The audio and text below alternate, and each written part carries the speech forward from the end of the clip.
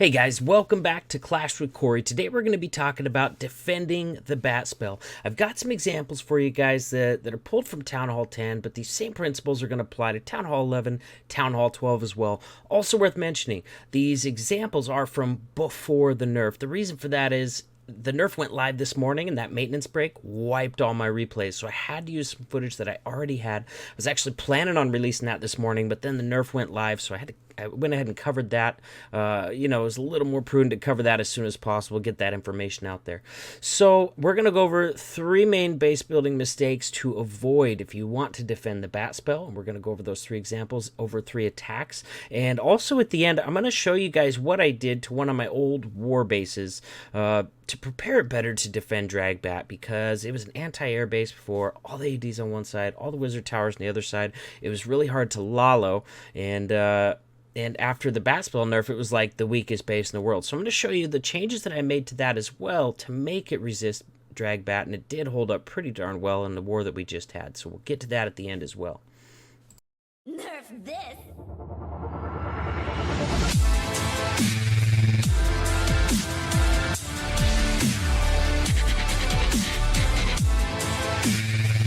So this first base that we're going to take a look at is one that Dial cleared, obviously with a drag bat. And this one is like, it's rough. This has got several design flaws. The main one are basically all the splashes on one side of the base. That's a design flaw that will not defend drag bat well. And the second design flaw that will not defend drag bat well is that all the air defenses are on the side of the base, and they just so happen to be opposite sides of the base, which is worst of all. So Dial's going to be able to take advantage of that no problem with this drag bat attack on this one. Hey, if you guys are new to the channel, hit that subscribe button. I would appreciate it. If you like the video, hit the thumbs up below. And if you don't want to miss any more Clash videos, I'm doing one for you guys every single day. Turn on that notification bell as well. You get notified when those new videos come out. So basically what he's going to do here, he's going to funnel the bottom with a queen and funnel the other side with a king and a wizard, and dragons right up the middle. He's coming with the dragons on the side that has no air defenses. There's no air defense on this side. Worth noting, he could have done it just as easily from this side. It doesn't really matter. Could have done it either side there, because neither one of those sides has any air defense. He's going to let those dragons get in there a little ways, and then he's going to come in on the back side where there's no splash damage with all those bat spells in a rage. You can see he doesn't have need to use any sort of freeze up there, because there's no splash damage covering that side of the base. He's going to hold on to that freeze until they get down a little closer to the wizard towers there. Really nice freeze. That wizard tower is getting ready to fire on those bats. Nicely done. And there you go. All the air defenses are taken out by the bats, and all the rest is taken out by the dragons, except, some more that's taken out by the bats.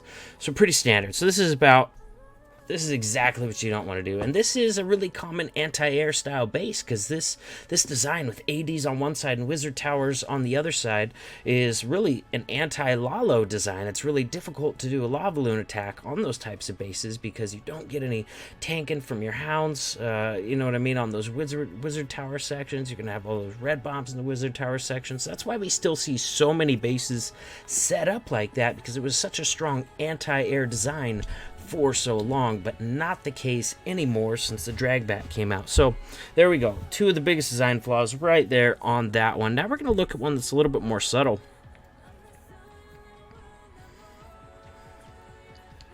So let's look at this one right here. He's got, here, we're going to pause it for a sec. He's got air defenses spread out around the base. Nice. He's also got splash damage spread out around the base. All right, also pretty good. So the 2 design flaws that the first one had, this one does not have. The only one that's really left on this one is the fact that if you look at this wizard tower and this multi-target inferno right there, they're so close they can be frozen with 1 freeze. And that's exactly what Credit's going to do on this one. He's going to tank. First of all, he's going to pop out one of these air defenses with his queen, take one down like that. He's just going to come right into the side with the other air defense, I believe tanking with that stone slammer out in front, so he's really not losing any dragons that way.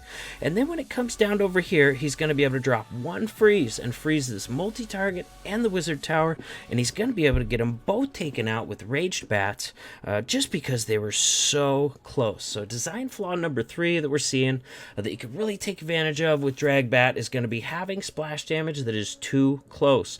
In this meta, you do not want wizard towers that are close enough to be freezing, 2 with 1 freeze.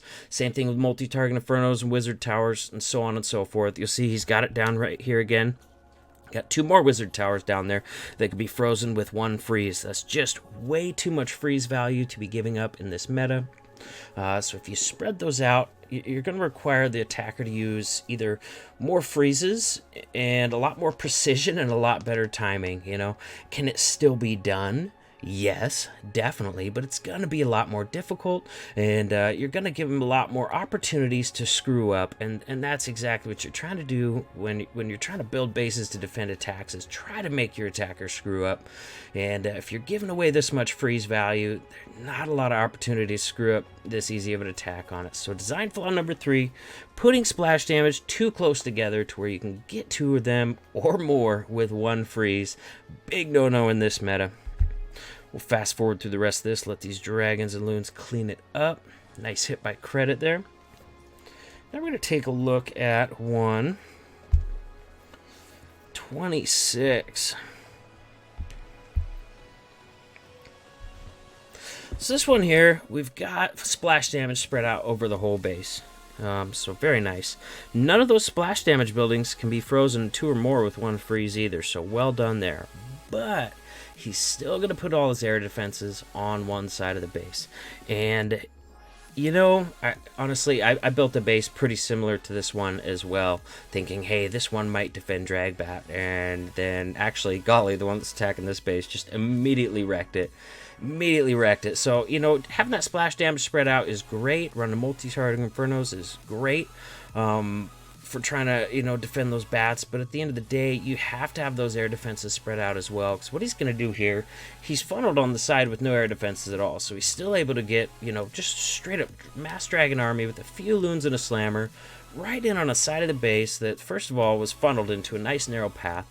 And it's also, there's no air defenses over there. No air defense over there. Those dragons are just way too healthy moving through that base, not taking that much damage at all. So he's going to be nice and patient, wait for those dragons to get in here to where they're taking, I don't know, maybe that wizard tower or something like that. And as soon as that thing's being tanked, then we can drop a freeze on a multi along with a rage and a bunch of bat spells and get it taken out. I think he actually might have, no, so he just rages and bat spells directly on the Inferno, and it can't keep up. So I honestly, he even made a mistake there. He was obviously intending to use the freeze there. So the proper order you want to do there is rage, freeze, and then bats. But bats are so strong that under rage, even though he didn't drop the freeze yet, they took out that multi-target Inferno before the freeze could even come down. So having all those ADs on the very back of the base, those dragons didn't even have to encounter them until the very end of the base, where the bats were able to come through and take out at least 3 of them. The bats took out. So even though the splash damage was spread out a lot, having all those air defenses on one side of the base just allowed the dragons to get way too far, way too fast to be stopped by those air defenses on the backside, because at the end of the day, the bat spells still got all those ADs. They got 3 out of 4 ADs, even though both of them were covered by too much splash, or, by multi-target Inferno. So having all those ADs on one side of the base is not going to defend Dragbat, even if your splash damage is pretty well spread out. Now, it's worth mentioning, I have talked to Golly since I recorded that, and that was not a mistake. He was actually trying to save that last freeze for that other Inferno tower. He was just going to rage through the first one. And honestly, now that the bat spell has been nerfed, I don't know if we're going to be able to do that anymore without a freeze. Knowing what I know about the bat spell nerf so far, I think those first 2 attacks would have still worked, although the second one might have been a little close. The third one, I'm not so sure that would have worked with the new bat spell nerf. So, if you incorporate all these things into your bases, you'd be pretty sure that you're not going to get taken down by a Dragbat. However, these same things that are going to make you resistant to Dragbat are going to make you more susceptible to a lot of other things as well, especially a good Lalo. The whole reason we had those anti-air bases, it was really anti-Lalo bases, it was so hard to tank those wizard towers when the air defense were on the opposite side of the base, and so you'd end up eating a bunch of red bombs by the wizard towers and really taking your loons down in that section. So if you're having to mix up the air defenses and wizard towers more, just know that you are going to be more susceptible to Lalo, and that's the way it is. You can't defend everything, and at least Dragbat is defendable now. So now we're going to take a look at a base that I had beforehand and some adjustments that I made to make it more resistant to Dragbat, because like I said, it was an anti-air base. All right, so it had it had like all 4 of the air defenses right down here in this section, okay? And that wizard tower certainly was not there. So first thing I did was spread those air defenses out a little bit. And most of the places I pushed them right out to the very edge of the base. So, you know, if you have them in a little further, then hounds are going to get a lot more tanking value. So having them on the edge, you don't get as much tanking value from your hounds because the loons catch up with them, still end up eating traps.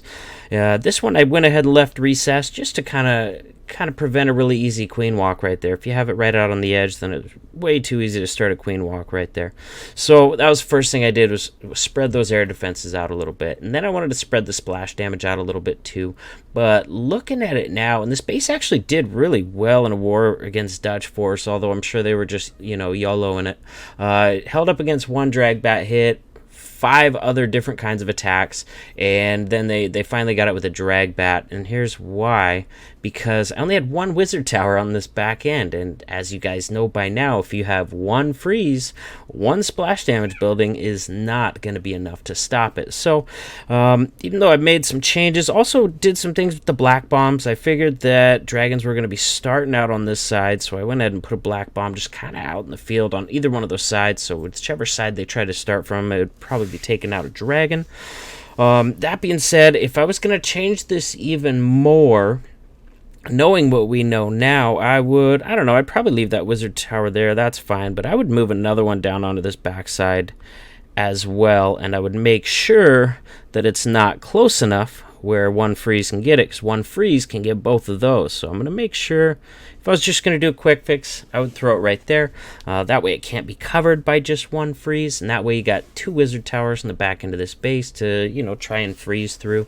And honestly, if you're trying to freeze through 2 different splash damage buildings, now that the bat spells have been nerfed in 2 different places, I don't think they're going to make it anymore. I really don't. So if you guys follow this stuff, you're definitely going to defend drag bat.